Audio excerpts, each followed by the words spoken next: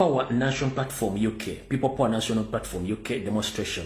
The demonstration will take place on Friday, 13th of February 2026, time 11 a.m. up to 4 p.m. UK time. Address 10 Downing Street, London, SW 1A to AA. Calling on Prime Minister Keir Starmer and Yvette Cooper to speak up on the Ugandans' frequent elections. Kale, mwenda bana Uganda bali mu ggwanga lya Bungereza bategeeza nti nno mubeereeyo mu bungi nnyo okwekalakaasa kuno bannayuganda bakutegese balyoke bategeeza abantu ki ekigenda mu maaso okutegeeza Prime Minister Bungereza saako n'olukiiko lwenna nti bave bavumbire n'okwogera ku bikola eby'obutujju n'ebikolwa eby'obubbi bw'obululu bigenda mu maaso mu Uganda okulinnya demokrasi wa Uganda. So akalankano keekano nga bakatambula bannayuganda bonna bali mu ggwanga lya Bungereza babategeeza nti mubeereeyo nnyo mu bungi nnyo mu demonstration egenda okubeera ku Lwokutaano ng'ennaku z'omwezi 13 ya wiiki ejja. So bategeezeza bulungi nnyo mubeereeyo. Kati bwemaliriza akalanga ako njala tandikirawo vidiyo eno. Vidiyo eno ngenda gitandikirawo etya. 1. Banteteganyizaamuko munansonyiwa. Banteteganyizaamuko munansonyiwa mukatono.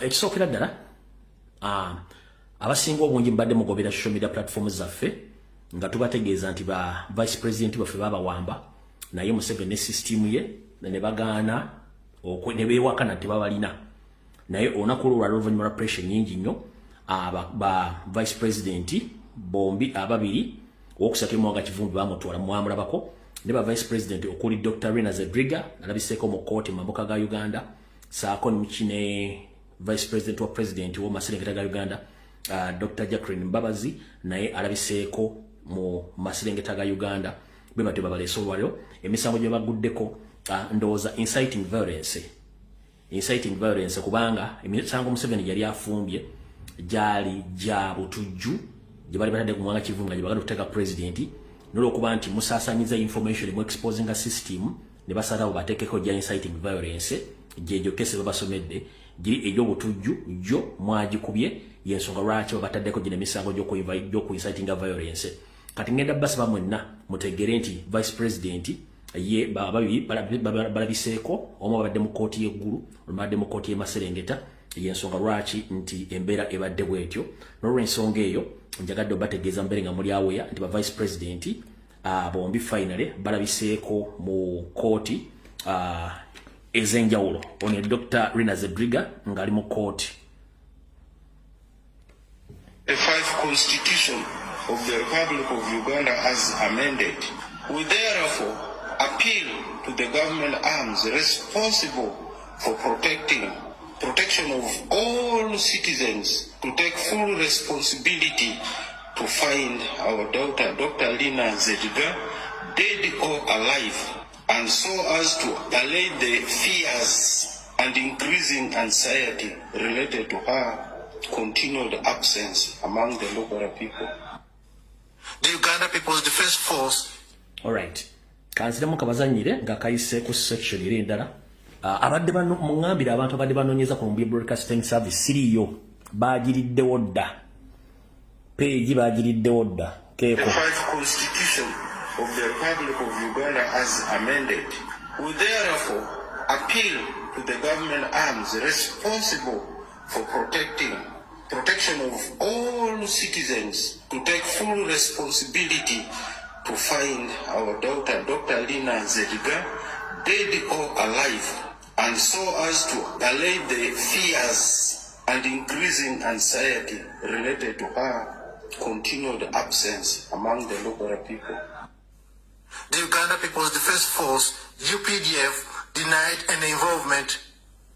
Chris Magezi, Acting Defense Public Information Officer, described the claims as political theater, insisting that the army had no knowledge of any missing NUP members, urging the opposition to use legal channels.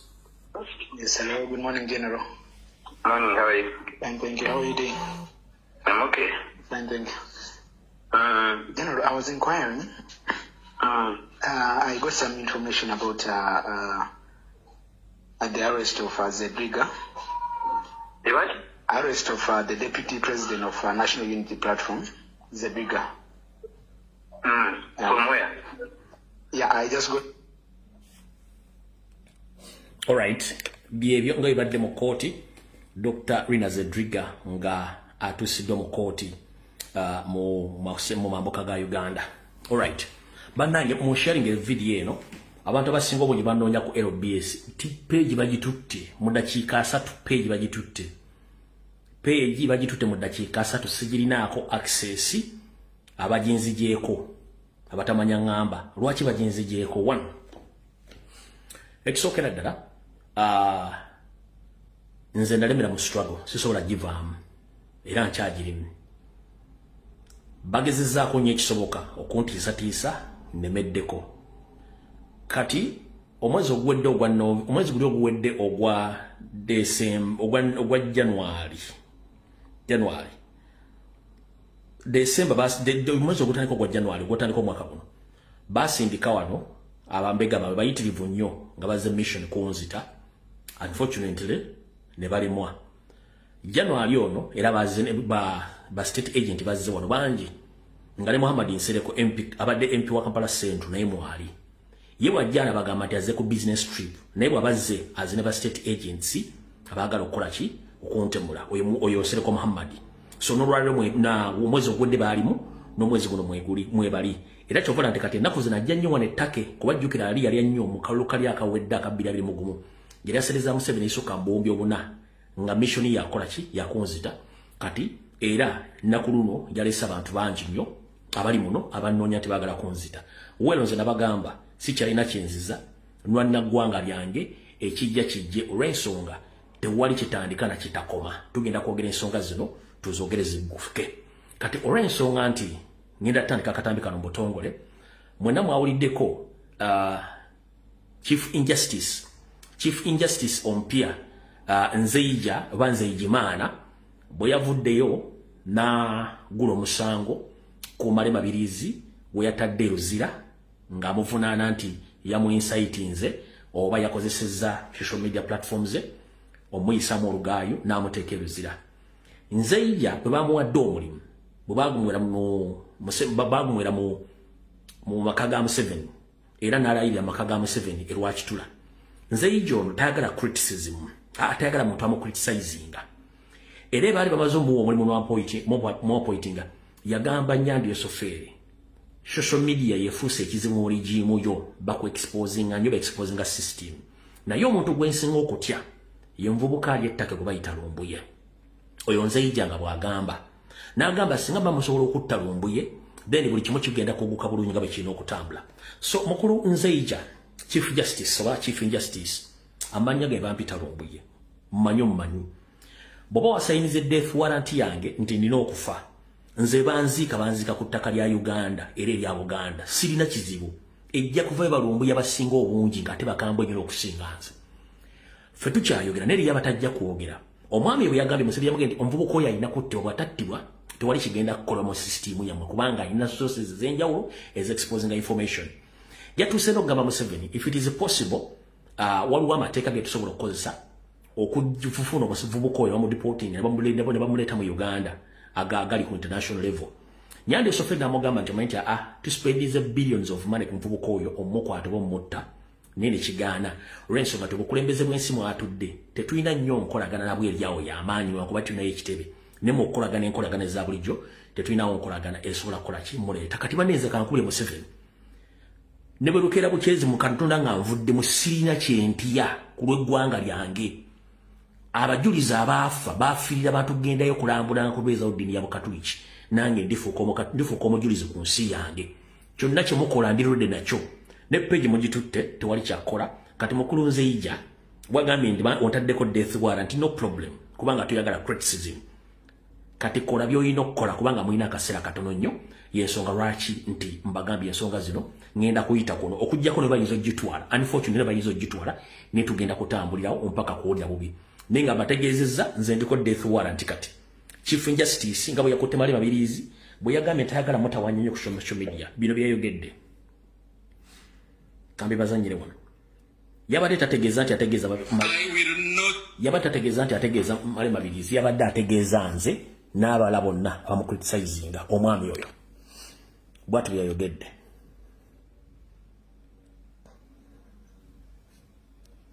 Hesitate to take action to whoever is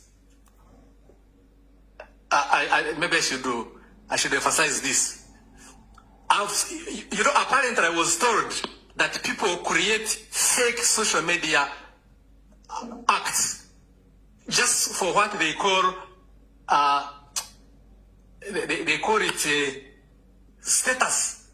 That I think the more people who follow you, the more money you earn. So they create those fake news against judges for that purpose, because a judge is a person occupying a higher position in society. So if you create something fake and then you get more likes, then you earn money in that respect. So we shall take action. That one I can assure you. Oh, yeah. We shall not allow our judges, in addition to the trauma they face from cases, to suffer the social media trauma. That is not to say that I will protect judges who are doing wrong things, but we must protect our judges and judicial officers against unnecessary attacks. Recruitment of justices. All right.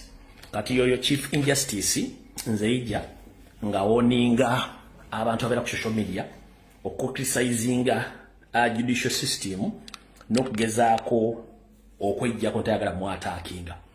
But a Chief Justice nzeija njala public emanye gwani omwami ono Chief Justice Museveni gwerondedde mwana wa mwanyina ku lunyiriri lwabwe oluvira ddala Rwanda ku jjajja wa Museveni,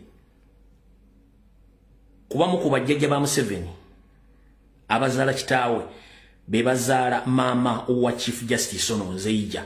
Kati nzeija Chief Justice ayita Museveni kojja mukitufuna nzeija amuzaala abeera ali related ku Museveni ngabe naga nti kitaawe wa Museveni naye jjajja wa Museveni muganda wa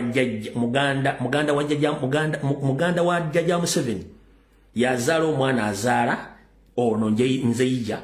Kati nzeija ayita Museveni kojja. Kati mukitegedde bulungi nnyo. So Chief Justice ayita Museveni kojja. Naye omwami ono tayagala criticism. Ngana mutogere lwali kitongole kiramuzi. Omwami ono lwayingidde mu kitongole kiramuzi bw'ati. Yasaze emisaala gy'abakozi okuva kwayera mpaka ku mulamuzi. Yasaze emisaala gy'abakozi okuva kwayera mpaka ku mulamuzi. Najjawo ne sente zebadde bafuna kati emyezi 3 okuva olwaleero buli mukozi yenna abadde akola mu kitongole kiramuzi benefits zonna nzeija yazijjeewo. Benefits zonna nzeija yazijjeewo era bayinza n'okumala emyezi 3 nga tebafuna musaala. Omwami ono kye yakoze nga yakayingira bw'ati. Nzeija benefits z'abakozi bonna mu judicial system yazijjeewo era nalagira mu myezi 3 gino okuva n'ogwa February guno weyayingiridde abantu abasinga obungi mu judiciary bagenda kuba era bafuna half payment of their salaries nabo butafunirako ddala ng'agamba nti essente teziriwo bulungi nnyo mu kitongole kiramuzi so nga ate essente zino zonna zibira mu budget ntegeteeke. Kati bwe bati batandise obufere bwabwe n'okuyingira mu kitongole kiramuzi. Kati mukulu Nzeija wagambye Mukama Museveni tulumbuye ekizibu ky'eggwanga Uganda n'ekizibu kya system yammwe.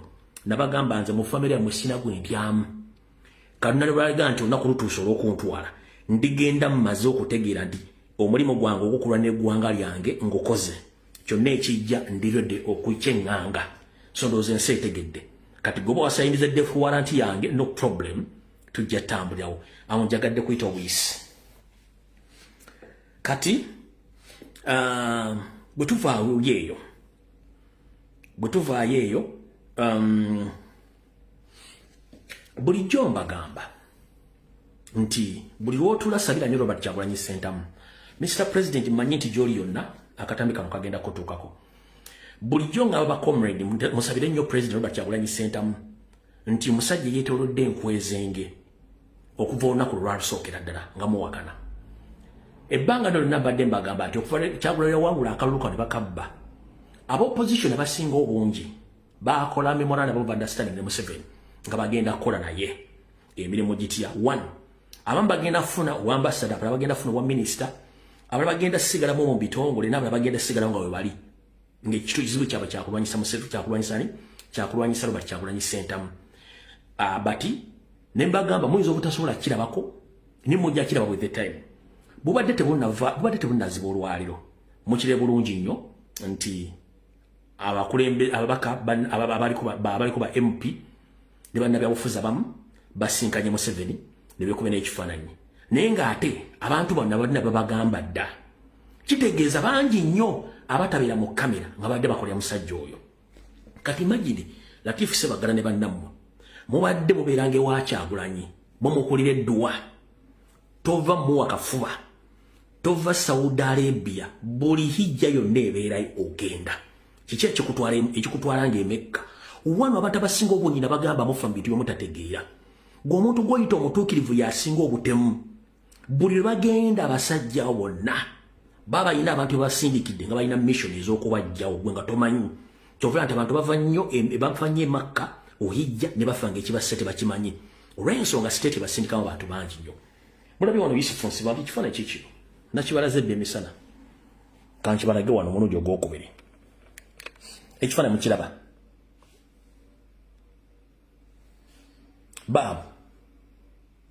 Baabo amanya mujja gesomera baabo kati njagala osaasire Kyagulanyi abadde n'abantu bano ng'era batambula naye naye nga tamanyi kiki kigendera ky'abasajja bano. Kati abasinga obungi kansoke mpisewo message eno munaagiwulira. Bulijjo mbagamba akasajja ke bayita Yusufu Nsibambi nga temukategeera. Ne mbagamba nti parallel state ey'Emmengo yeri ku routing abantu ba Museveni n'obbawa eyapule. Kati muwulire bulungi nnyo. Bulijjo mwebuuza ani omu eyawaayo information ekwatagana ku mugenzi Dr. Sulaiman Kigundu okutuuka omumiza omusu ne bizinensi z'okusaanawo. Wuliriza information eno. Eyawaayo buli data yenna akwatagana ku byenfuna, ebyensaasanya, ebyenyingiza, ebikwatagana Greenland Bank ne business n'obulamu bwa Dr. Sulaiman Kigundu yali musajja oyo gwe mulaba mu kifaananyi ekyo gwe mubadde temumanyi mirimu gye. Ye Yusufu Nsibambi. Era famire y'omugenzi Dr. Sulaiman Kigundu bulijjo temukimanyi nti ono yawaayo ebigambo ebyo. Wuliriza bulungi nnyo. Kangisome mu Luzungu. If you recall the days of former Governor of Bank of Uganda and Greenland Bank CEO Haj Dr. Sulaiman Kigundu, bw'oba ojjukira nozza akatangi mabega okufa kw'omugenzi eyaliko Governor Bank of Uganda saako ne ssenkagale wa banka eyakiragala Greenland Bank Haj Dr. Sulaiman Kigundu. The collapse of Greenland Bank Investment Group of Companies nti ye yali nanyini company eya Greenland Investments ne Greenland Company. Ulira bulungi nnyo. Yusufu Nsibambi was the company legal secretary. He took all the legal company secret documents to Salim Sare, which led to the arrest of Dr. Sulaiman Kigundu to Luzira and afterwards died. Nti Dr. Sulaiman Kigundu yaddukanyiza business ezo. Omusajja oyo Yusufu Nsibambi gwe mulemu kifaananyi ekyo abadde yefula to opposition ye yali company legal secretary. Yatwata empapula zonna ebikwatagana ku mateeka n'ebyama empapula z'ebyama n'azitwalira Salimu Sale. Kino kyavirako Dr. Sulaiman Kigundu omukwata mpaka Luzira era gyava n'afa nga talinaako wadde muntu gwategedde yali mu lukono kumbe yali musajja Yusufu Nsibambi. He was implicated that being funded by Hassan Trabi of South Sudan, who was a prominent rich billionaire in South Sudan. Dr. Sulaiman Kigundu was linked to the terrorist activities by then. Bakugambye nti bw'amala okubba ebyama bya Dr. Sulaiman Kigundu byonna nebe yateekamu ebitaali bituufu yagamba nti Dr. Suleiman Kigundu ye yali avujjirwa omwami gwe bayitanga Hassan Trabi eyali owa Sudan ey'amambuka eyali omugagga Fugge mu ggwanga lya Sudan ey'amambuka nti yali avujjira Dr. Suleiman Kigundu era n'amuteeka ku bikolwa eby'obutujju mu biseera ebyo. Yusuf Nsibambi was a state agent working from Greenland Bank. By then, he made a lot of deals for regime. Ono Yusuf Nsibambi ngali mu Greenland Bank yakola ebintu bingi nnyo ebyamufunisa ensimbi naye nga yaliyo ku state ng'abega n'okutuusa Green Bank ogisula. Oyo tumumaze bulungi mutegedde bulungi nnyo. Then Latif Ssebaggala every 2 weeks is in Mecca, Saudi Arabia, but he is not selling hijabs, dates, if or cans business at all. The Muslim disclose critic information hotels which they go for Hijjah and Umrah functions. They recorded and arrested while all back from Mecca. Others died suddenly, like late Sheikh Munuhu Muzata Bate. A Muslim friend keeps zip up your mouth while you go to Mecca. Agents record you while you at the hotel rooms. Bakugambi nti Latif Ssebaggala luvannyuma lwa wiiki 2 abeera Makka Saudi Arabia nenga gy'abeera tatundayo hijabu z'abakazi oba entende oba engoye ezambalibwa abakazi oba amakanzu g'abasajja bizinesi ki gy'akola oyo. Ne bakugamba nti basiraamu bannaffe nze siri muisiraamu naye nzikiriza mu kubulya kw'abayisiraamu kubanga ffenna tukkiriza omuntu omu ye Katonda basiraamu gwe bayita Allah. Bakugambye nti abasiraamu mwena abayisiraamu abagenda e Mecca ne Madina bakutegeeza nti mugezeeko nnyo okuziba emimwa gyammwe naddala nga muli mawoteeri nga mwogera n'abantu abamu nga mugenze ku Haaji ne Umura nti babalikoodinga yensonga lwaki mukomo ne bakwata ku kisaawe Entebbe yensonga lwaki mufa ekibwatukira nga abakulu mu Madina bazibafa nga Sheikh Nuhu Muzata Batte n'emikwano gy'abasiraamu gisinga obungi babategeeza musibeeko emimwa gyammwe naddala nga muli e Mecca mugenda ku Hijja naddala gye mbeera eyo oba mu hotels musirikeeko mulekeraawo okwogera ebigambo bingi kubanga bambega bangi abali mu busiraamu nga bakola emirimu egyo mukitegedde bulungi nnyo. Mmwe mwenna temumanyi nti omusajja Latif Ssebaggala alina ka plastic smile kaateekako n'ogw'omulivu ogumulinga ogw'embalaasi kati bw'omusanguluza olina innocent person oba innocent man kumba olina state agent mafia ekyo mukitegedde. Nche njagadde obategeeza ku kifaananyi ekyo kubanga njagala bawa information ku speed tuveewo tugende ku bintu ebirala awo tuvuddewo. Bwe tumala okuvaawo ndikoodinza akatambi emisana nenkateeka ku mutimbagano gwa YouTube kalimu information ennungi mugende mukalabe sikatadde walla wonna nkatadde ku YouTube. Lwaki?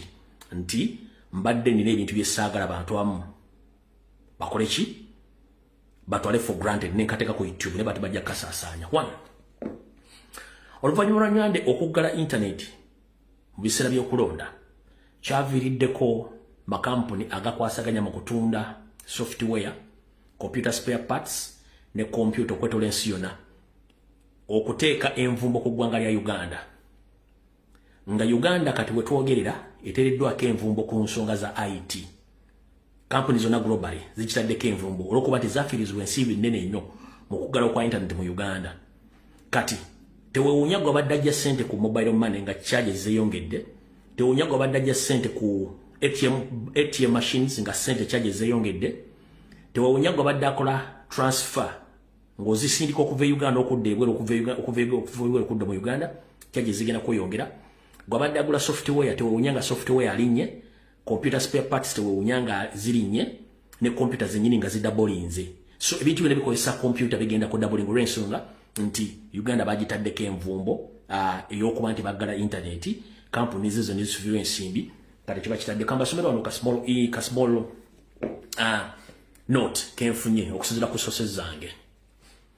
We would like to inform you that there is a current IT component shortage globally.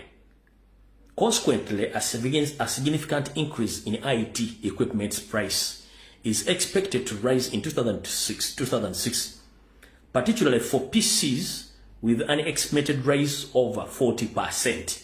bakugambye baagala obategeeza mwenda kino togenda kira ku mawulire wonna kubanga kiri underground baagala obategeeza nti wagenda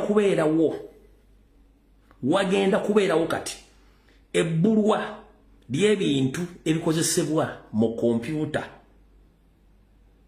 okwetola ensi yonna naye nga kikwata ku Uganda yekka era emiwendo gigenda kulinnya ku bikozesebwa n'ebyeyambisibwa mu kugula okukozesa ebimu bikalimagezi mu mwaka 2026 naye nga kino kigenda kusinziira kukosa mwenna bakozesa kompyuta nga zigenda kulinnya ebitundu 4 ku buli 100 mu ggwanga Uganda kyovola ebintu ebisinga obungi mu Uganda bigenda kulinnya ebbeeyi naddala bikozesa kompyuta olw'ensonga nti Museveni yagala intaneti abasajja abakozesa abatunda kompyuta nibikozesa mu kompyuta ne intaneti bafiirwa ssente nnyingi nnyo kati ekyo bakitwambazizza tubeere nga kituli mu bulago nga bwe kiri ezo yensonga lwaki nti mbagambye information mbeere nga muli awuya ne video ngikoze emisana gyeri eri ku YouTube ndi mu tashati yange eri ya kitaka eri mu stripes okuddugavu gyeri ku YouTube kati awo tumaze bulungi nnyo ku nsonga eyo bwe tumala ensonga eyo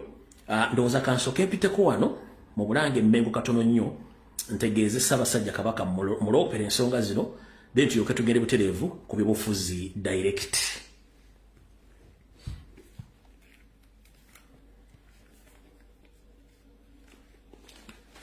Kansooke mpiteko wano then kansooke mpe security alert eno kansooke mpe security alert eno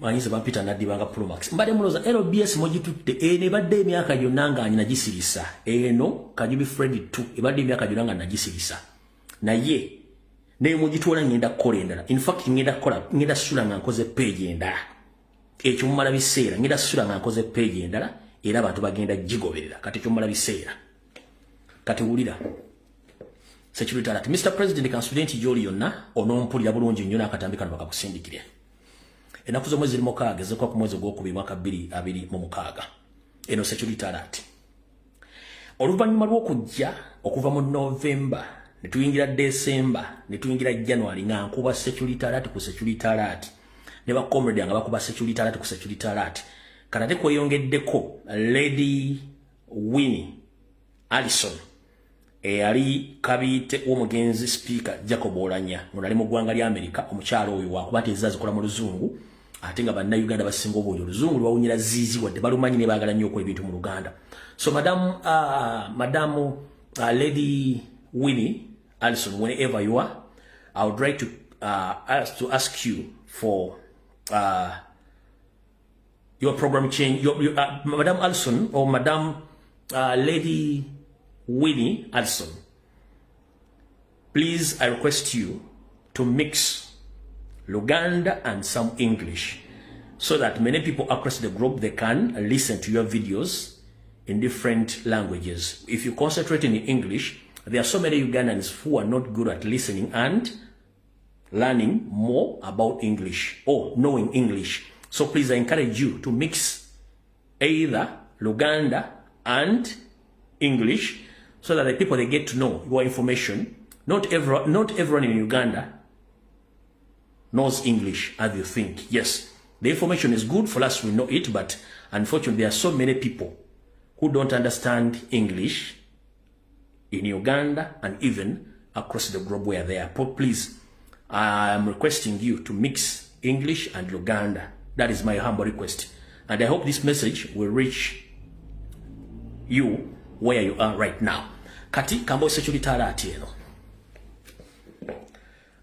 Oluvannyuma lw'okuba emitego gyonna Museveni gy'adde akola okuteeka ku national platform ku bakulembeze n'okutta bannayuganda abasinga obungi temunnategeera lwaki president akyasirise lwaki president ali gyali. First and foremost, ekintu kyonna ekirimu okwekalakaasa nga si president yalagidde mu kigendo empola. Lwaki? One, Museveni olumu ateekateeka ebintu bye ng'ayagala kuttira mu bantu era banyiivu nnyo nti tebasobodde kutta bantu bangi nga badde basuubira mu kwekalakaasa. Museveni ne mutabani we ne Salim Saleh banyivu nnyo nti tebafunye chance tubumbula baganda mu Buganda bebaseeko batemi nnyo so baagala nnyo okutta so buli kyonna kye tugenda okukola tulinde president atuwaga ahead okusinzira ku kyakola ki okusinzira ku kya planning so tulinde president atuwaga ahead kati no security alert oluvannyuma lw'okubba ebituli mu bintu byonna Museveni byategese era Mr. President sinagenda ku security alert ajjala kutegeeza ntegeezeddwako okusinzira mu sources zange nti video gye nakoze ku lunaku olwokutani video gye nakola nentegeeza nti amakaago bagafudde essabiro watu ntegeezeddwako again nti baatwalayo ente enjeru bagisala saako n'endiga enjeru ne bakola ebikola ebyakalogo kalenzi saako n'okuba nti engoye zo zakolebwako emikolo n'engatto zo bw'otuukayo ng'ezimu teziriiyo manya nti engatto zo diddigi yazirina buli lwaba agenda okusamira aliteeka ebigere mu ngatto zo ng'alowooza nti emikisa gyo ginadda mu ye. Mr. President wulira bino ebigambo bino waliwo information gye tubawa ne bakomereramu gye bawa ne mulowooza nti ebintu bino bye boogera bino ebintu bituufu muganda wange oluwaddemba okuwulira ky'owulidde oluwaddemba okikkirizibwa okirekawo okirabidde kubanga bulijjo tubaga ebintu bino ne mbibuusa amaaso bigenda okuvaayo nga bituufu ate mutatugamba kati kankugambe Mr. President wulira bulungi nnyo ennaku ezo wenakola security alert eyo amakago gafuukiddwa ssabo baleeta ente enjeru tukutuku ne bagisalira mu makaago naddala ku luzzi n'endiga enjeru naye engoye ze ezimu diddigi yazitwala omuli n'engatto era diddigi buli lwerogoza okukola ebikolo byakalogo kalenzi engatto zazitazambala mu bigere ng'alowooza emikisa gyo oba na buli kimu kigenda kuddira ku ye era ne tiimu eri mu kukola obukubirire ngu bakusuula eddalu naye tekisawo kono bafuwa emindi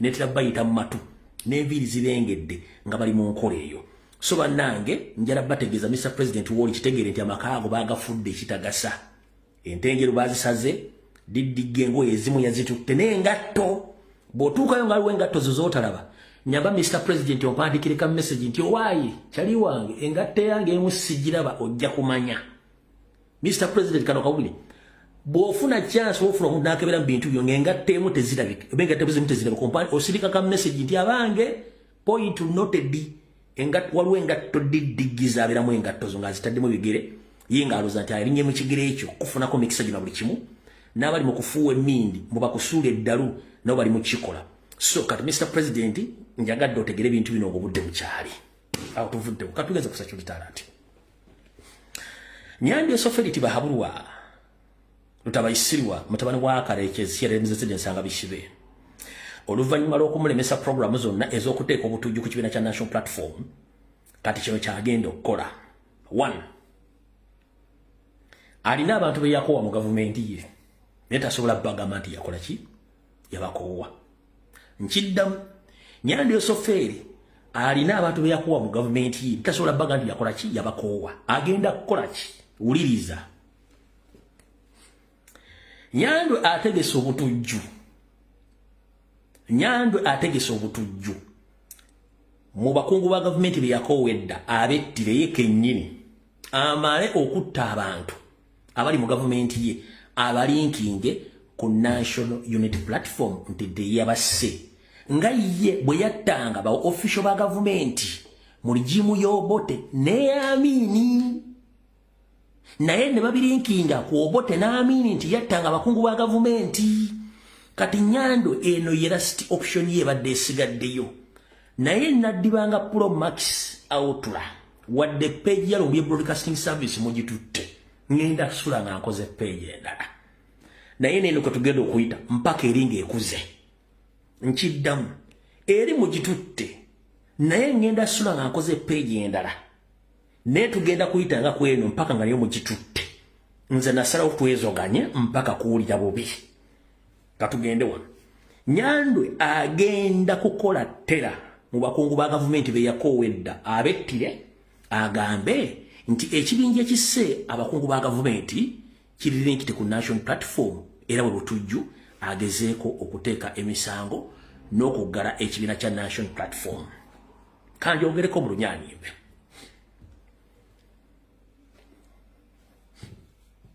As we speak right now, Museveni is eager, plus his family and his son, to close National Platform and trace the whereabouts of Robert Kyagulanyi Ssentamu and arrest him and link him to Taylor organization so that he can kill him, and even to the extent of closure of National Platform. Few months back after elections or before election, Museveni planned terror attacks in the Buganda region so that he linked those terror attacks to National Platform, but unfortunately we have been exposing him on a daily basis. The only option which he has right now in his hands is to kill some government officials and link those assassination to National Platform and Robert Kyagulanyi Ssentamu so that the moment he links those assassination to Robert Kyagulanyi Ssentamu, he activates the closure of National Platform and all its activities, and all leaders are going to be arrested. As we speak right now, there are so many leaders of National Platform who are not known where they are right now because Museveni want to arrest them as we speak. So, Museveni, you are free to kill your own people, but for us, we are not going to be intimidated with your threats. So keep on killing your people. For us, we know what you did during Amini's regime, what you did during Obote's regime, the same thing you want to do right now, to kill your own government officials, and you link those killings to National Platform so that you close the party and arrest all the party leaders. That's what you are planning right now. So I'm also here to expose you, the international community, so that they get to know your plans. So nacho mukitegere kya security alert nkibagambye bulungi nnyo, nacho mukitegere bulungi nnyo ekyo kya planning okukola. Awo kiwedde. Security alert kiwedde. Kati mwala wane bwe nabagamba nti omusajja twamuwangula anoonya legitimacy kyamubuze naye abizza abantu bye byaddaaleese abantu be nabo bali awo mataka ninge pali ya Museveni. Kati kizibu ekiriwo yali asindise ono agent we bayita Kasibante Robert Mukoti agenda wawe misango nenzija ne kubo musango ogwo bituli ne kubo bituli enguywa wali ne kibalya ne bagezako ku activating Nandala Mafabi nga Nandala Mafabi tasobola kuwa musango mulala nga ate wali ogwa Kasibante Nandala Mafabi ne afiira awo. Kati tubadde tuli ku macha agent wa Museveni Kasibante ng'agamba omusanga withdrawings eyo olw'ensonga nti teyambibwako kibiina kya National Platform era talina bijulizi bumala kugenda mu maaso n'omusango guno. Kasooka nkubuuze brother wange oba sister wange, osobola okugenda mu kkooti okugula omusango nga tolina bujulizi ng'oli waddala? Nabagamba otalina bujulizi kubanga teyasobola dde okuŋŋanya ddala form eziwera ekyalo kye we yalondera. Kitegeeza nti ono bamusindika ne basipendinga serizo mu musolo to legitimize Museveni, musango gwaganye kati yasabye High Court nti omusango egujjeyo 1 mu kwogera ke yagambye nti teyafuna kuyambibwa kuva mu National Platform Robert Kyagulanyi Ssentamu. Lwaki? Baali bateze akakodyo nga baagala nti ono bwawo musango nti yo nopu ejjemu obujulizi obwebukira omusango guno emu obujulizi obweyongerako ku kulegitimizinga omusango gwono. Naye ng'era omulamuzi era agenda ssala agambe nti byonna obujulizi mubulesi tebulabye naye tebuggisaawo nti Museveni yawangula. Kati unfortunately kino kifiiridde mu kkubo era tekisobola kuba nti kigenda mu maaso.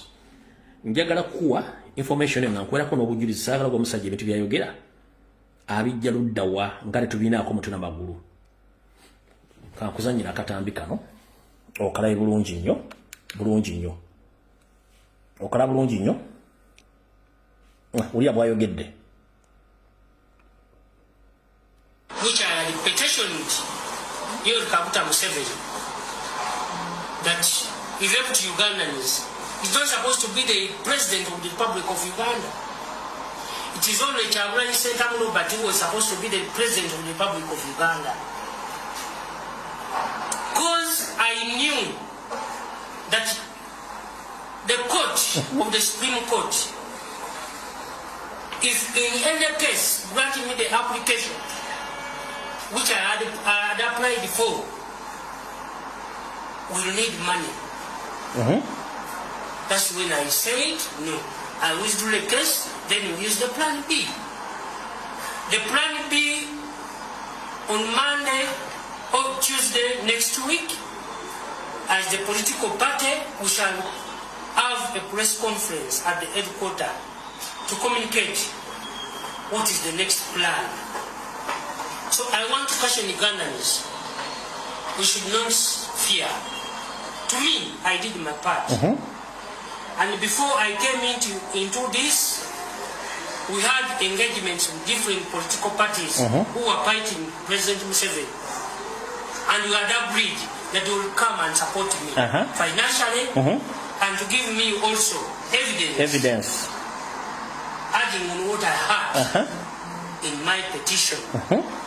But after discovering that the evidence that I have needs more evidence, that's why I said no. Let me withdraw the case. Then I use plan B. Because they will ask me a lot of money, which I don't have. I'm a peasant. I'm from the peasant. Kati ewingi jenjagala nkuzanyire side eno nga ngikyusize side eno uliye bulungi nnyo yadde ayogera byonna ne bagamba mu video kati mulye bwe byayogera wano byole mu ange n'entuufu kubanja alabba wa ango bbiri wulira which I had petitioned Yoweri Kaguta Museveni that he left Ugandans. He's not supposed to be the president of the Republic of Uganda. It is only Kyagulanyi Ssentamu Robert who was supposed to be the president of the Republic of Uganda. Because I knew that the court of the Supreme Court, if in any case granting me the application which I had applied for, will need money. That's when I said no. I withdrew the case, then we use the plan B. The plan B on Monday or Tuesday next week, as the political party, we shall have a press conference at the headquarters to communicate what is the next plan. So I want to caution Ugandans. We should not fear. To me, I did my part. And before I came into this, we had engagements with different political parties who were fighting President Museveni. And we had agreed that they will come and support me financially and to give me also evidence, adding on what I had in my petition. But after discovering that the evidence that I have needs more evidence, that's why I said no. Let me withdraw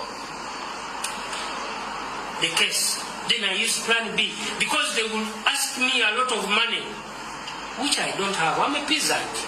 I'm from the... Alright. Mukitegedde omwami oyo nabagambira nti state agent omusango yaguwabye nga ayagala ku kakasa gavumenti ya Museveni nti gavumenti nonde bulungi. Unfortunately buli kimu kyamukalidde ku matama era kimulemeredde yensonga lwaki omusanga agujjeeyo oluvannyuma lw'okugamba talina bujulizi era asubire nti ebibiina by'obufuzi bigenda mwegattako okumuwa obujulizi naye nga tageti yabwe yali ya national platform. Unfortunately president yagamba ffe tetugenda mu kooti bw'atyo n'afiira mu firimu ye. Muza mutegedde bulungi nnyo ensonga eyo. Kati mulaba okutegeera ensonga eyo bulungi nnyo ku mwami yo mbabulidde kiri ekya kompyuta mukitegedde bulungi nnyo. Kati katugende nsabe okuluma kutu kwa Ssaabasajja Kabaka. Then bwe tuva eyo ndyoke nkome mu politics bulungi nnyo mu kitundu ekyokubiri. Kansabe okuluma kutu kwa Ssaabasajja Kabaka wonna waali. Ensonga za Chief Justice nzibagambye. Chief Justice yagambye tayagala muntu yenna kusinzira ku social media kwogera ku kitongole kiramuzi n'okulumba abalamuzi.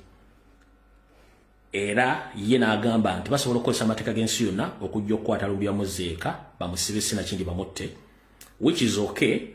Nze munnange nasalawo olunaku lwenfa Allah yalumanyi nange kennyini sirumanyi. mbagambye nti basindikano timu okuva mu January zijje zinzite naye nga waliwo mwami yefula teruza simulaba muyita Muhammad Nsereko nkumanyi wajjano mu January nga atandika era wakomye wano mu January nga natera okuggwako ne timu zonkumanyi nkulaba ni ncha kubala wajjano to oli ku business trips nengo jana basajja mubamanyi nenze bagamba sina kintu abolayi buli kimunja kikola mpaka kuulira bubi kale tugenze ku nsonga zenjagala Ssaabasajja Kabaka mulume kutu ategere bulungi ensonga bwezigenda mu maaso.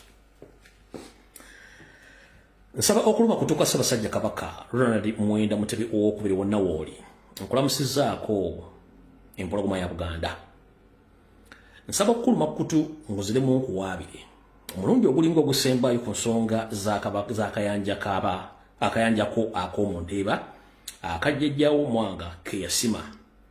Ssaabasajja Kabaka najja n'enkuloopera nti abatamanya nga batudde mu Bulange Mmengo mulimu gwabwe gwa kutunda buli kimu kiddiza Museveni nga bw'ayagala okwefuula kabaka wa Uganda n'owa Buganda. Ne kugati akayanja kano kaaguzibwa omusajja mukulu eyita Omusumba Kayanja era nga n'olukiiko lwa KCC oluyiriddwa oluvannyuma lw'okulonda ebintu bino birumanyi bulungi nnyo naye nga tebaayagala bintu bino birambulula. Kyovula n'abatuuze bennyini abaalinawo obanja saako n'amataka abasinga obungi ennyumba zaabwe zaamenyebwa n'amataka gaabwe ne gatwalibwa omukulu oyo Kayanja kubanga tagambwako. Akayanjako katudde ku acres 67 newe twogerera tezikyawera olw'ensonga nti Ssaalonga Mulengejja Wasanya Kalu Charles Peter Mayiga Kiwalabe Male n'abatamanya ng'abo bali Mmengo ettaka lino baalitundako ne wasigalawo ndowooza akawugiro kokka. Kati wotwogera Ssaabasajja Kabaka njala okukuloopera nti enteekateeka eri wadde olukiiko lwavudde olwa State Council n'olupya oluvuddewo enteekateeka eno lukyagitambuza mu maaso. Nsaba okukuloopera nkutegeeze nti Kayanja state agent akolera Museveni nga Museveni olw'okuba nti olubiri yalutwala dda naye lukyamulemye okumenyawo saako n'ennyanja eno yagigula ng'ayita mu Pastor Kayanja naye nga bakola ebintu bino bonna muli Sale Musale Muhoozi ne Museveni kennyini n'abantu abalaba mu State House nga baagala kutwala ettaka lino.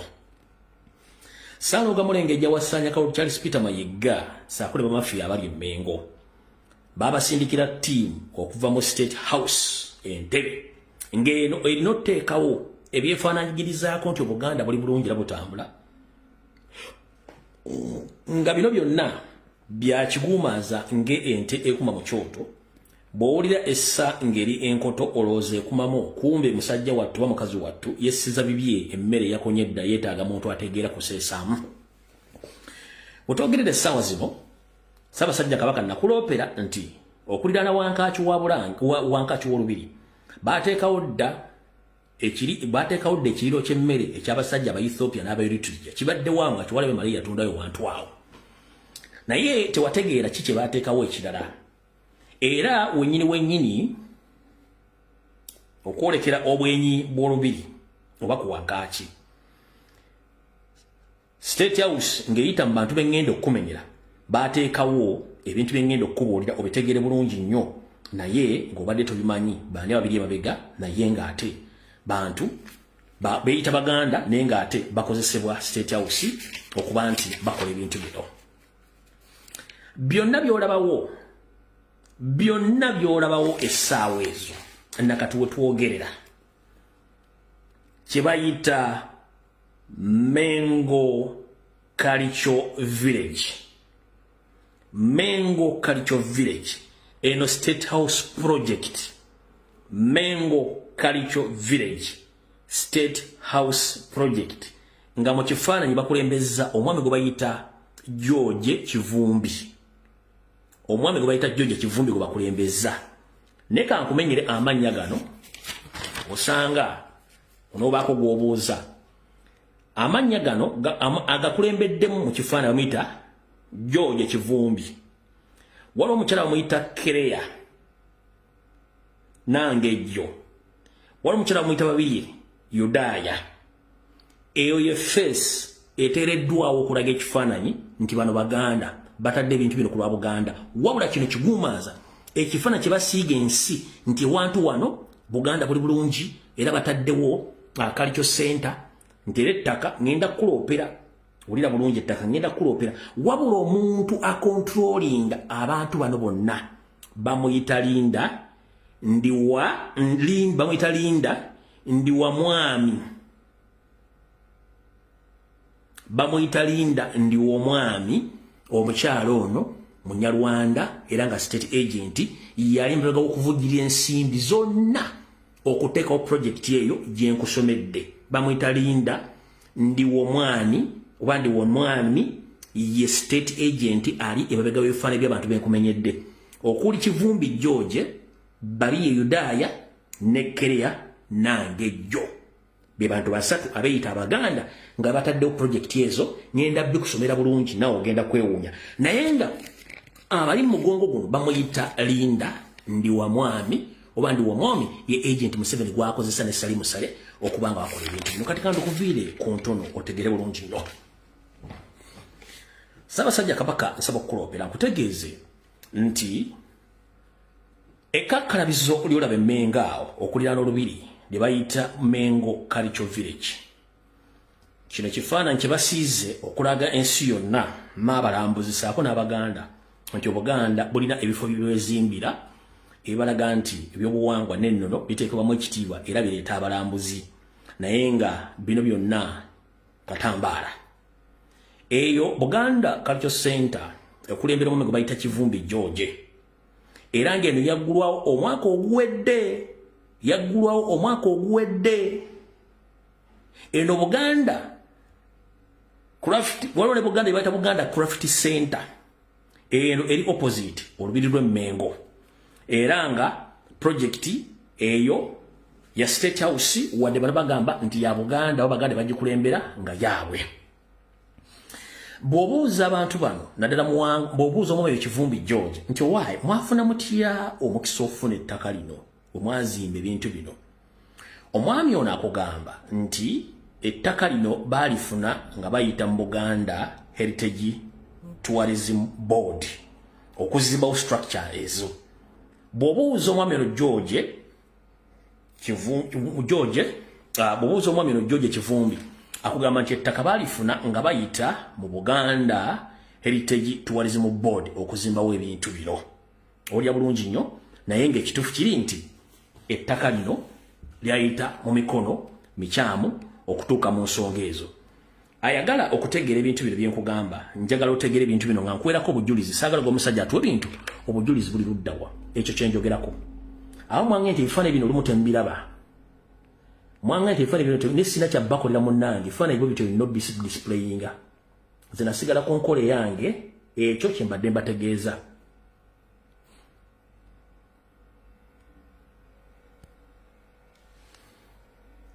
kikyo bulungi nnyo kyenjagala mbategeeza ekigambo kyenjogerako okira bulungi nnyo kyekyo kyembategeeza bulungi nnyo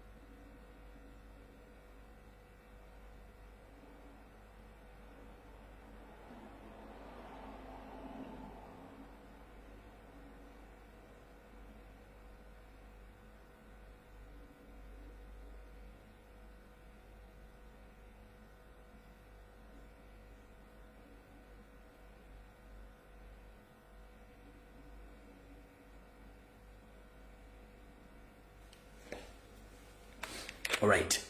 Kati ensonga zo maro zikutegeeza n'enkulaga ebifaananyi ebiri kiriya bw'olaba ekifaananyi kino ekigendera kyakyo n'ekifaananyi kyakyo kirungi nnyo ekifaananyi kye basiiga n'ebigendera byakyo birungi nnyo 1 bikulaga nti baguddewo ekifo ewatundibwa ebyobuwangwa n'ennono biraga nti bisobola okulambuza Buganda nga bwefaana era bikulietinze emirimu. Ekifaananyi ekyo kirungi nnyo. Waliwo nzoga nti ono buli kimu kino nkugambye ekifaananyi ekyo kirungi nnyo. Bwe kiba kiyise mu mateeka nga tekirina kigendererwa. Kati ndi ku kigendererwa kyakyo ekyekusifu kye mutamanyi. Ekifaananyi kino ekyokuteekawo ettundiro eryo oba ekakkalirizo ly'ebintu ebyo n'okutundira ogalimi kifaananyi kirungi nnyo. Naye ekifaananyi kiribaga kye mutamanyi kyenjagala obbakola ki obbagamba. Kati kabasomere programu y'abantu abo. Kati bwe maze okutegeeza oli omwami George Kivumbi bw'ombuuza ettaka gye baalijja akubulidde gye baalijja. Bwe baamala okuleeta George Kivumbi then ne bateekako omukyalo omulala ng'ono baamuleeta nga ye agenda kuyita mu ghetto structures. Mu ghetto structures gwe bayita Kerea Nangejjo. Ono Kerea Nangejjo yali mukyala ng'akola mu katale ka St. Bali ku Ddembe mu Wino Market ng'atunda ngoye enkadde. Gye bamusportinga ne bamujja mu Wino ne bamuleeta okuteekawo ofiisi era nga ye contact ekola emirimu egyo. Era ye nga ye naggulawo kikampuni kiyitibwa Uganda Ghetto Enterprises wabiyitira okukola emirimu gye nga naye alaga nti ba ghetto youths nabo bagetinze involved mu project ezo naze bateekawo nga basobola okujja okukola art and craft ebikwatagana ku buwangwa n'ennono naye nga emu ku ba state agent abali awo abaleetebwa oyo wookubiri. Era ono nti yajja kuba akola ne ba ghetto youths okuba nga abayigiriza emirimu gy'omutwe emirimu gy'omukono n'okuba nti bafuna ekyokukola nga bagenda nti ekifaananyi kye baateekawo kirungi nnyo okulyetinga emirimu n'okuyigiriza abantu ebiri by'okukola. Naye ekifaananyi kiribaga kye mutamanyi kyengezaako bagamba. Era kati ono omukyala n'abanga ye project ye yeeyo. Naye wano bwe bagikunyumiza olowooza ki? Olowooza ntuufu. Kumbe bayina project endala eziri anda mweze mutamanyi. Kati byamala okuliyetinga eyo kampuni eya Uganda Ghetto Youth Enterprises nga ye n'abalaga nti asobola okunganya ba ghetto youth n'abayigiriza ebyokukola ne bafuna emirimu. Ate n'akolawo business ey'okubiri gye bayita Culture Continent. Culture Continent nayo n'agiteekawo nga naye eryawo ekola mirimu gye gimu bwe gityo ng'obwenjimu bintu biri mu tourism biki naye nga y'ensonga eyo. Bwe bamala okuleeta omuntu oyo owokubiri tebaleeta owokusatu. Owokusatu no bamuyita Babirye Yudaya. Onaye ali involved mu craft awo mu Mengo Culture Center naye ali awo. Era n'ono yajjawo omwaka oguwedde mu project y'emu okuba nti batadde abantu basatu omulundi gumu abagenda okuba nga bakola ebintu ebyo byonna gye bakola ebintu ebyawo. Naye ng'ekigendera kyabwe kyakukisiga kifaananyi kiri awo naye nga emabega bayisaawo ekyokutunda akanja ka Kabaka n'ebintu ebisigadde. Kati ekisinga okwewuunyisa procurement yonna ey'ebintu bino nkugambye ssente ziva walinda ndi w'omwami agent. Era nga culture crafts zonna eziri culture zisinga obungi bazimportinga kuva Zimbabwe ne South Africa. 80% culture crafts zonna eziri awo bazimportinga kuva Zimbabwe ne South Africa ku ssente za State House era nga bali mu kukola mirimu egyo bulungi nnyo. Nemwe muyinza okulowooza nti yes waliwo bakole 20% bikolebwawo n'ebisinga obungi byonna babimportinga kuva Zimbabwe na South Africa. Nga ye program eriwo okubuzaabuza abantu ba Buganda naye ng'ekigenda mu maaso kutwala bintu ebyo. Kutwala ttaka eryo erya Kabaka okuli olubiri saako n'okutwala akanja ka Kabaka akagenda mu maaso nga process egenda mu maaso. Omuntu yenna ali mabega w'okufandinga ebintu bino n'okuba nti ali supervisor naye nga tebasobola mutegeera mbagambye akulira project omuyita Linda ndi w'omwami ono nga y'omu ku team ezikulira project eyo eyitibwa Explore the Pearl nga ye mukyala alina project eyo omugwana ekkoera ebintu ebyo byembagambye wantu awo mukitegedde bulungi nnyo. Era kyovula ebintu ebyo biina omukutu ku TikTok biina airplay ku TV zonna ez'enjawulo nemba nga mugenze mu State House bakulifalinga ku mukyalo oyo okuba nti mwagala kumanya ebintu bya Buganda biki ne bakusindikira abantu awo ne bajjaawo okukola ebintu ebyo. Amanya nga basomedde Kerea Nangejjo, Babirye Yudaya, Kivumbi George nga fanda waabwe oba supervisor waabwe bamuyita Linda ndi omwami ye aliwo kulwa government ya Nyandwe nga babuzaabuza okutwala ettaka lya Kayanja ako nga teri ategedde nenga kakayanja Ssaabasajja Kabaka nsaba okulopera akayanja ko akemundeba katundibwa dda Salonga Mulengejja n'olukiiko lwe oluli Emmengo byonna babitunda dda. Akayanja kaliko acres nkaga 7 wasigaddewo kawugiro buli kimba kitutte. So nsabye okulopera kutegeeza ensonga ezo ozitegere bulungi nnyo bannayuganda n'Abaganda bategeere ensonga ezo. Awo tuvuddewo. Awo tuvuddewo bulungi nnyo. Bwe tumala okuvaawo nga maze bategeeza ku nsonga ezo za mukyala eza bintu ebyo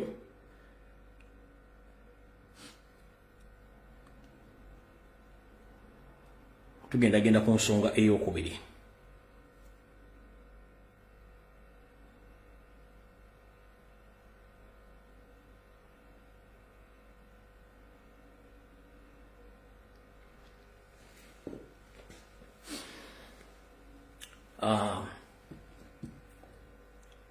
Nina mu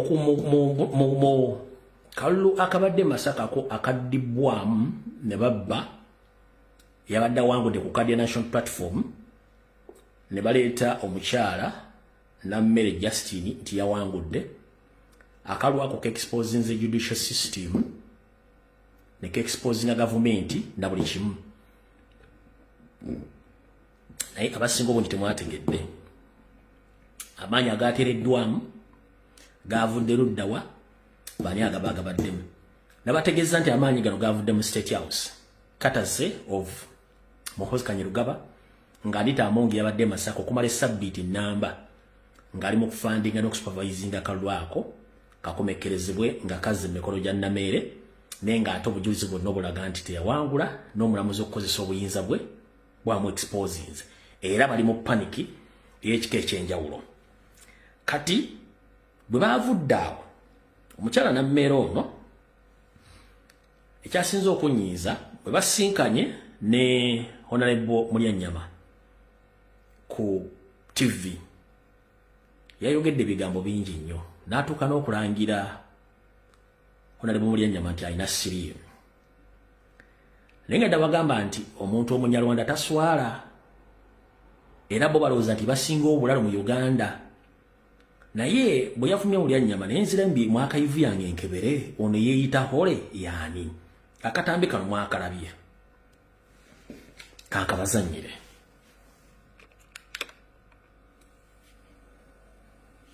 Mwakale bulungi nnyo owulira bulungi nnyo.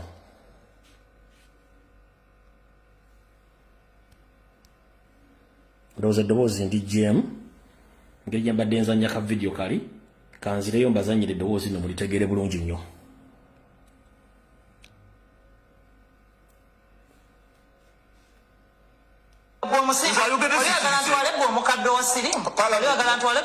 Parliament mugenda leda mwambile nyama.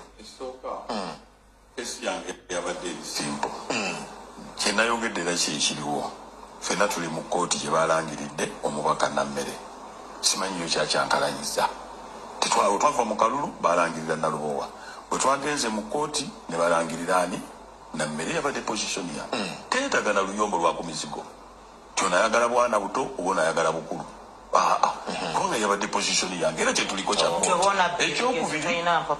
ekyokubiri okuddamu okubala obululu returning officer yabadde mupya RPC mupya buli omu mupya kenjagala tekana wana akakulu Parliament mugenda leda mwambile nyama.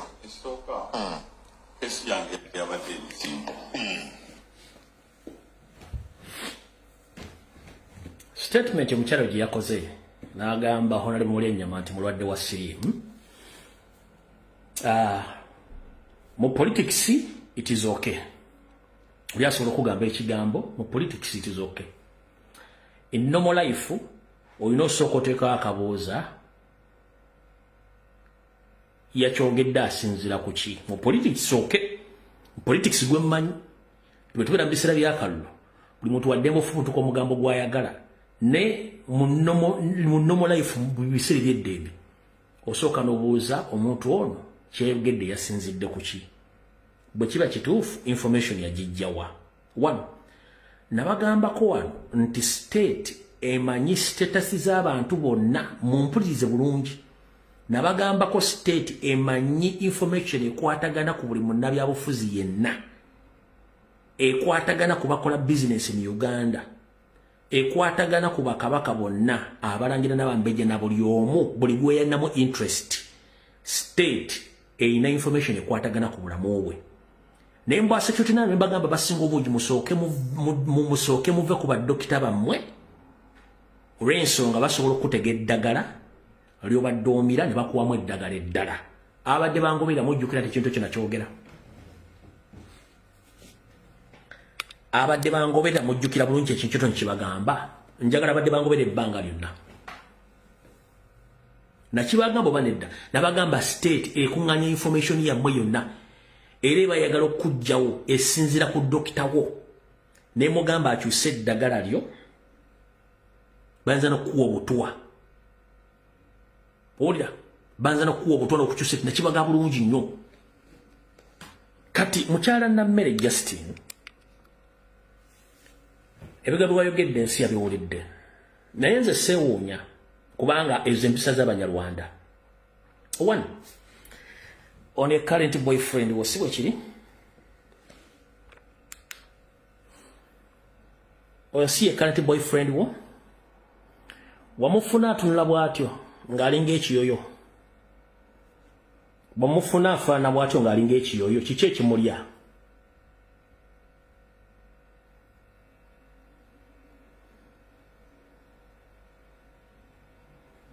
Oyo si ye current boyfriend wo gwe wasiza. Bwamufuna ali bw'atyo nga mugogge. Bwamufuna ali bw'atyo nga mugogge. Wamufuna ali bw'atyo nga mugogge gwe wasiza. Kati kambabuulire.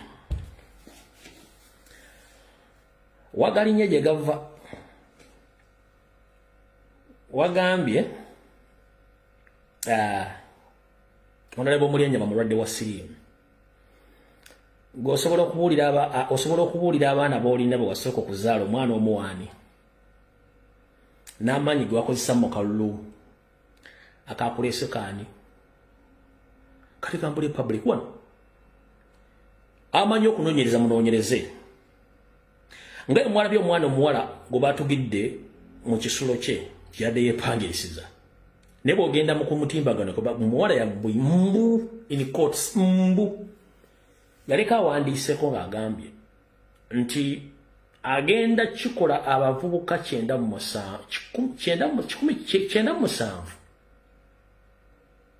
naye yakakolako abantu yakafunako abantu 17 bokka abasigadde tabatuukiriza. Nga lwaki akola ekigambo ekyo nti naye Dere Drinking General yamutuusaako kyataayogera. Mu bufunze omwana oyo yakola ensobi okuba nti bwabanga kituufu nga yawandiika ebintu ebyo nti diddigi yalina ekintu kyeyamutuusaako. Abantu bangi babadde bawakanira diddigi ne statement y'omwana oyo yabaddeyo ku mutimbagano gwe. Nammere mukazi wa Muhoozi nakati bakyasinkana mu woteeri ezimu entinda. Nammere mukazi wa Muhoozi kiteeberezebwa mbu n'omwana omu gwalina wa diddigi kemaanyi ako.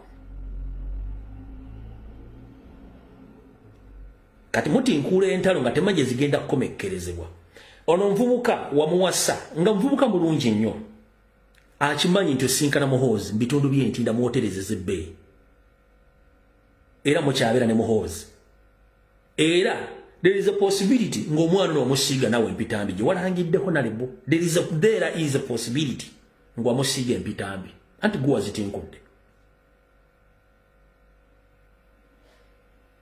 wazitinkudde.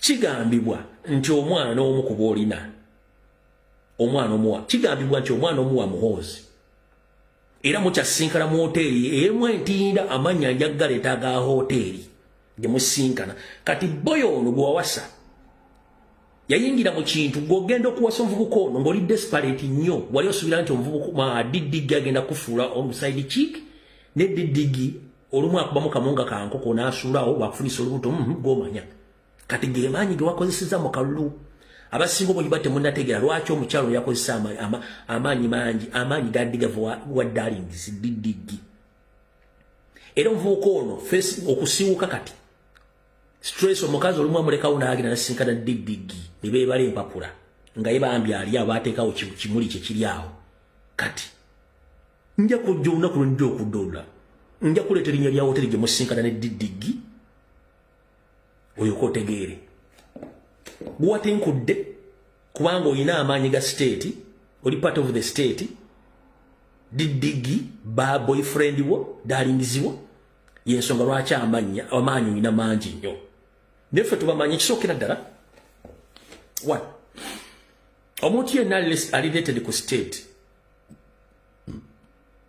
financial status yebeera y'amaanyi second boogeza amaanyi mangi nnyo boogera arrogantly balina obuyinza obususse ate bwe kijja okunoonyereza omuvo n'obuddo abantu bano baali batuwekweka kati omukyalo ono ge maanyi gaakozesa bw'otunula status ya boyfriend we gwe yewasizisa musajja wattu alinga asula mu vvu kiyayingiramu nga takimanyi n'omwana oli message yalese ku mutimbagano gwe ekugamba nti diddigi yamutuusaako ekizibu naye n'agamba ati kankisiiga abasajja 97 badde akafuna 17 kitegeeza oba walangidde mulya nnyama nti mulwadde naawe oteeka okubanga oli ki atakulekera tumulekera naawe ennyanja ekuttumira wagambye mulya nnyama ni nange wuuno mulese ku mmeeza ogwo ogenda okuwasaka na kavubuka nga kyeddiddigi kiganye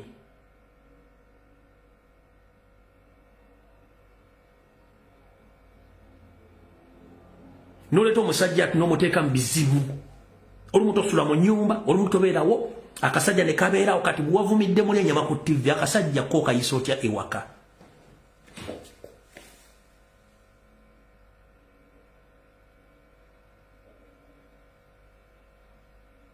so dyebyo naye nga empisa zammwe tuzimanyi buli kimu kijja kutuuka nga mulina okuddamu buli kintu kyonna obutuufu bwakyo so yoyo mukyala nga bwe abadde n'ebigambo byayogedde mu mbeera ey'ekikula ng'ekyo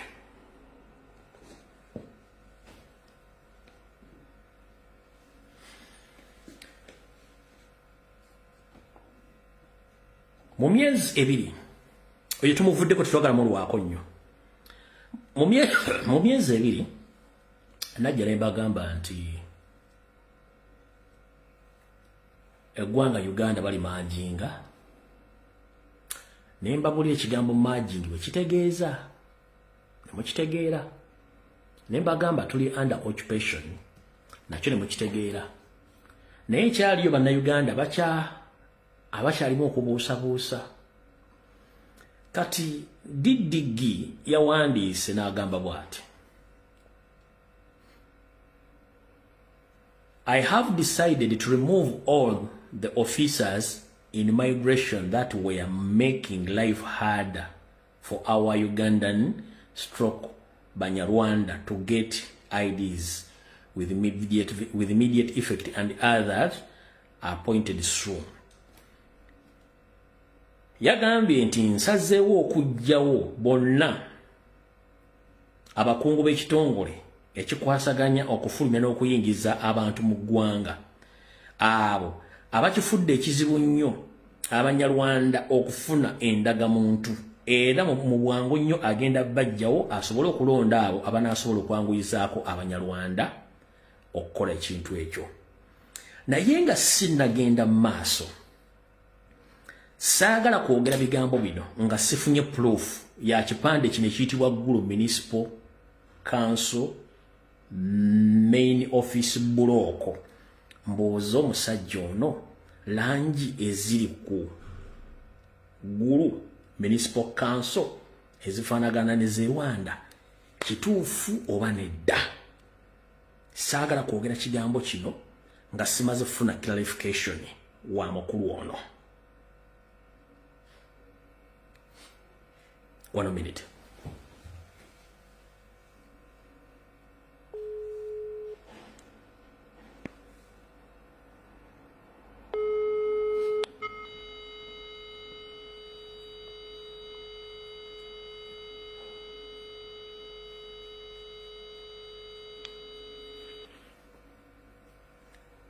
Simanyi kyakola mugwiridde bugwizi naye bwana bakutte Mukama atuyambe. Excuse me.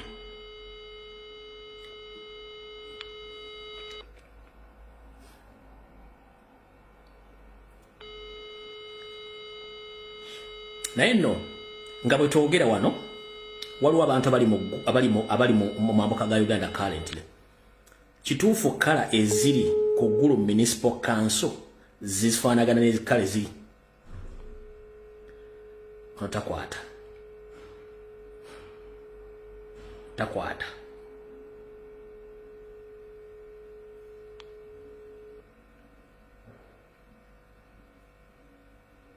Takwata. Kamala okubirako omulala ono.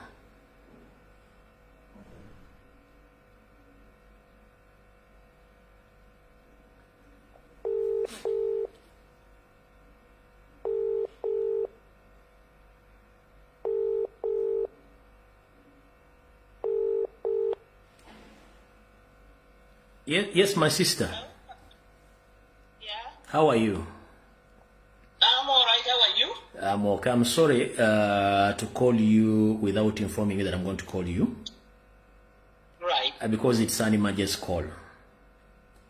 Yeah. I would like to get some clarification about the colors which Gulu Municipality Council uses at their signposts. Are those true colors of the Gulu Municipal Council? Because those colors are related to Rwanda. Is it true that those are true colors or just? You know, the ones they used to use was a bit different, but then it has changed. I don't know whether it is really, maybe the color has faded or what, but it looks like the color has been changed, teacher. In fact, I also saw that 2 weeks ago, and I wasn't so keen about it because I was too busy. So what I'm going to do is I'll do some research, Yes. and then let you know. But to my knowledge, the color has been changed. The color have been changed. Yeah. Because I've tried to get some, I've tried to get yeah. Strike Machine, but Strike Machine doesn't pick right now. Because I just want to confirm the it's colors. Yeah, Strike Machine would, but then also the color has changed because I saw that 2 weeks ago, and really I was like, has the color been made so dark or maybe what? But then it is so different from the one which used to be before. So I'm gonna dig deep and then I'll let you know. Okay, thank you very much. But I'm sure the color has changed. Okay. Yeah. So, sagadde kuwa information nga sirina clarification ngezeza kufuna Strike Machine taliiko kubanga yandibadde atukonfirminga kuba yeje ali ku ground naye Strike Machine taliiko njagadde mbadde njala confirminga kale ezo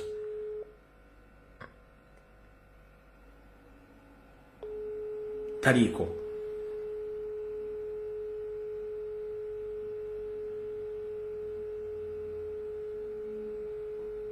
taliiko kubanga kala zino lindako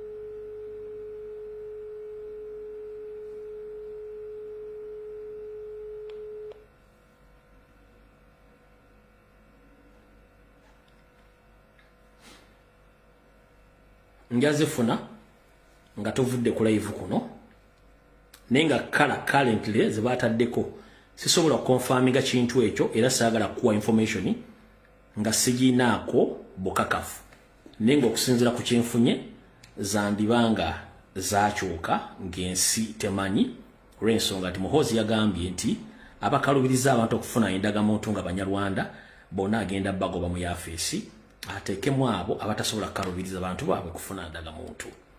Kati kino kiba kikuleka gwe Munnayuganda gwe ndagamba nti eggwanga bali mu kulima ajinga era ligenda mu maaso mpola mpola. Kati wano wali okulya n'okukomba essowaani. Kala zenda wano sala kuga nti ntuufu ngera ziku display ngirano kubono comrade yazitaddeko wano. Sala kuga nti ntuufu ne comrade ono yazitaddeko wano soko ozirabe naawe.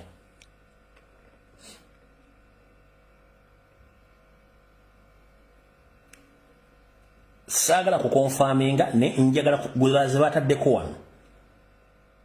Siroza nti zikala guru municipality ze yali ekozesa oba ze ekozesa currently njagala confirm ndabava ku video eno nja kuba mbategeeza ekituufu naye nga bw'ozitunulira kala zino essaawa zino kyewuunyisa okuba nti mu guru municipality kala zaayo zifaana bwe zityo nga bw'oziraba essaawa zino kiba kitiisa.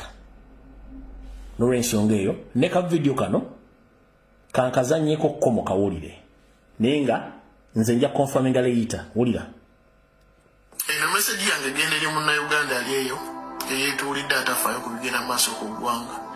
Tutya General Muhoozi akugambye ajja obuofisa abadde balemesa Abanyarwanda okufuna endagamuntu ne paasipooti abagobye. Kitegeeza Uganda amaze gyegadda ku Rwanda kubanga Abanyarwanda bagenda kuba bafuna buli ekikakasa nti Munnayuganda. Luli mubadde mu kabya kajanja mu Munyarwanda buli mulimu yagulimu kati agenda kukubiramu direct ng'ate akulaga gulimu mu mateeka. Jjukira tata we tannalayira naye kibali muto kyakutwala Uganda gyadda ku Rwanda. Eyo guru municipality daba fulaga eziiko musituka mwirwaleko muba mu bintu by'ekisibo bana abasajja baggala twala ggwanga direct. Tata we tannaba nakulayira naye bakulaga ekibali mu mutwe naye ng'oli awo otudde olw'okuba olya noona ojja tuuka ng'olira ku ndagala nga naye biwulira tokyasobola bifuna nze nkubuulidde mpozi ng'oli munyalo. Right. Byebyo saagala confirminga kintu ekyo nga sina information ituufu. Kati bulijjo mbagamba ebigambo bino Bannayuganda lwe mulitegeera ka video kana kaba postingidde omugenzi Kasirye Gwanga Waswa Kasirye Gwanga byayogera. Bannayuganda basinga omunyi Mwesudde gwa Nagamba yabagamba ebigambo bino abatta mu bamanyi gavumenti yebatta naye mumukozeewo ki. Ono yali Kasirye Gwanga.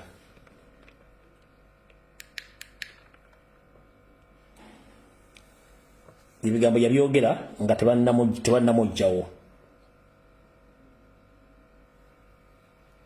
Abatutta temubamanyi abatutta baani wogambagamba gavumenti yetutta temugiraba abapolisi tebambadde uniform. Abatutta temubamanyi tubamanyi naye nga bogererawo bana bajja baleekaana ekyo bakola temukimanyi tukimanyi kikyomanyi. Start the game.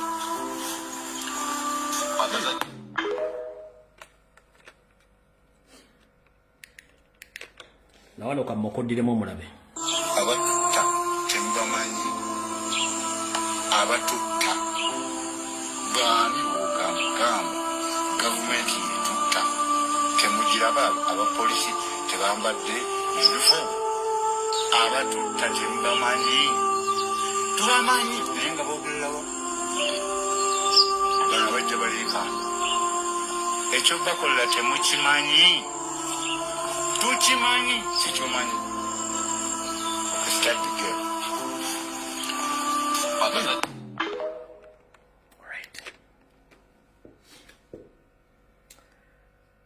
Saagala kuwanvuya nnyo video eno buno bwebaka bwenjagala obalekera obutegere bulungi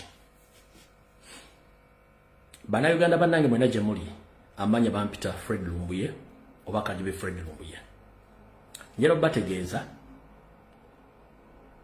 okwerwanako kuli eriffe tuleme nnyo kussa ssanyu lyaffe oba ssuubi lyaffe mbantu bagwira bamagulu meeyo kubadde okimanyi nti n'okukendera kwaffe nga Museveni atutta omuzungu kimusanyusa naye nga takuliisa takunywesa talina kyakusasulira nti Museveni bwana atutta ffe nga tetwerwanyeeko omuzungu talina kyagenda kukola ffe tulina okwerwanako okwetaasa kati Museveni olaba akuttira mu ddagala nakuba amasasi okuva mu 1986 nga tebamunyenyezaako kitegeeza nti okufa kwaffe n'omuzungu akola kyakusanyukira ngenda kukusaba gy'oli abatutta tubamanyi mbabuulidde eddagala ery'obuvuuna obudde abasajja abo omusajja omutuusi naddala gupu ya Museveni basajja banafunye ate batiitiizi nnyo kasi tobaddiza ekikolwa kye bakozeeko bangu bakusenguka bwe mwetuulako nga bali mu kubasaanyo nga temusobola kulwana kwedifendinga baganda baffe bagenda tumalawo bana abasajja bazadde basaasaanye balina buli kika ky'omuntu gwe batitosuubira balina ssente balina emmundu baguza amataka bazinga ebizimbe bali mu judiciary bali mu poliisi bali mu military bali mu health bali mu buli kitongole kyonna ekisalawo ku bulamu bw'omuntu mu Uganda muganda wange mutasituka tandika kwerwanako oyo musajja asobola okumalawo eggwanga lyonna n'alisaanyaawo nga tewali amukutteko Chief Justice Mbagambye Nzeija ayita Museveni kojja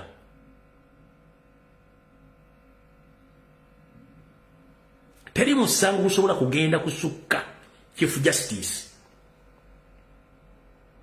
okujjonga Katonda yagulinyeemu yasala buli mulamuzi yenna okuva ku ddala erisooka mpaka ku mmeeza ye gw'osuubidde Nzeija ayita Museveni kojja agenda kusalira ki nga wuyo yatiisiza nti bwe yanaamwogera ku social media agenda musiba gw'osuubidde bagenda kukola ki muganda wange mukyaliisa ebijanjala empiso mujja kikombako mujja situka nga sibagambye naye ng'ekigenda obbassa bw'otasobola kwerwanako nga bo bakimanyi nti balwana nabo tebasobola kwerwanako bajja basaanyaawo wuyo omugenzi wasooka siri eggwanga yabagamba abatta mubamanyi n'ekyokukola mukimanyi baamaliza ne bakoze eki bamusse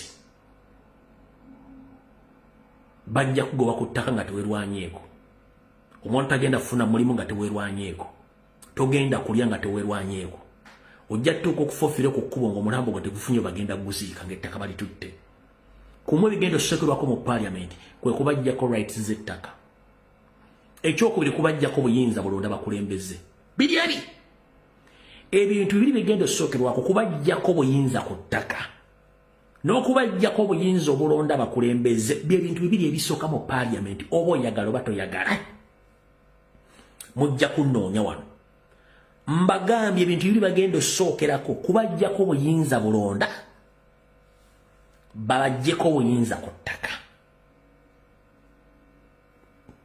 ekibonyabonya omuzungu across the globe talina ownership ku ttaka ne Museveni kyagala okukola lwaki ayagala okukikola already bazimbye monarchy Museveni bw'avaako muhoozi addeko ne muhoozi azimba omwana we n'abalala eyo sayiko bali mu kugizimba kyovula nti bakola ebintu binange bifavalinga bo kubanga bali mu gavumenti tebasuubira nti gavumenti egenda kuvaawo n'olw'ensonga ensabo bategeeza mwenna mubeere nga muli aweya banyano bassebo saagala kusuukako wano anjala kufundikira katambi kano bategeeza nti peegi ya Lumbuye Broadcasting Service bagitutte ku ssaawa 1:45 nga simanyi kangezeeko kulwanangiza ebeegaanye ngenda sigala nga nkolera wano nga bwenzimba peegi endala eya Lumbuye Broadcasting Service ku lwa Katonda n'ensi yange mukaba 13 mpeera naye nga peegi yo bagitutte officially bagitutte sikyaginako buyinza kyonna ekigenda okupostingibwako ekigenda okukolebwako sikiinaako buyinza page bagitutte nkugambye basayinize death warrant yange era n'abanoonya we bali wano Muhammad Nsereko yabakulembedde kino nkyogera kyonna ekintusibwako mu bulamu bw'ensi eno omuntu akinawo mukono akikulembedde atambuza ebigere ye Muhammad Nsereko nkiddamu kyonna ekintusibwako oba omwana wa Nsereko oba muzzukulu waali omukwasanga nga kabiri buli obaka Muhammad Nsereko bugenda kutuukako kyonna ekintusibwangako gw'okirinamu mukono kubanga nkimanyi gw'otambula n'abatujju wano mu January waliwo wakati wano wakomyewo n'abantu bo nkimanyi gwatambuza abatemu baagala okuntemula nga bwe kibadde naye newe mba nga nfudde olwaleero Muhammad Nsereko abaana bo n'abazzukulu bonna bwe bali oyinza obutakwasaamu era ne banga banzisa olwaleero mikwano gyange abooluganda bakola emikwano muwoleranga eggwanga ngenda sigala ku mulimu gwange nga ngokola mpaka kuwulira bubi wendi n'ebino mbibagamba mu bulamu bwe nga mbitegeera kino tekinjigula ttama kukola videos ngenda sigala nga nzikola kubanga singa bajjajjaffe baafuna okutiisibwa titi banava mu struggle singa Uganda teriiwo so njagadde kibategeeza nti Katonda akyankuma wendi naye in case of anything ab'okunvunaana mubamanyi bulungi nnyo sisobola kutekinga cover wendi I'm watching each and everything naye mbagambe in case mutegeera baani abali begawo ekintu kino